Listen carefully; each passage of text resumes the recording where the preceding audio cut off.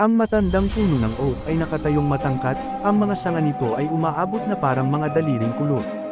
Ang mga lokal ay nagbulong tungkol sa isang multo na nagmumulto sa puno, isang espiritu ng isang nawawalang kaluluwa na naghahanap ng kapayapaan.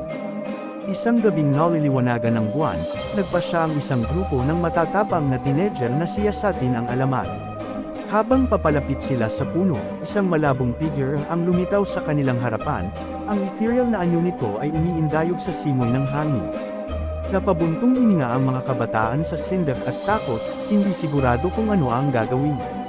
Ngunit sa halip na makaramdam ng takot, nakaramdam sila ng kalmado na paghuhugas sa kanila, na para bang sinusubukan ng multo na makipag-usap sa isang bagay na mahalaga. At sa sandaling iyon, napagtanto nila na ang multo sa malaking puno ay hindi naruroon para saktan sila, kundi para gabayan sila tungo sa pag-unawa at pagtanggap. Mula sa araw na iyon,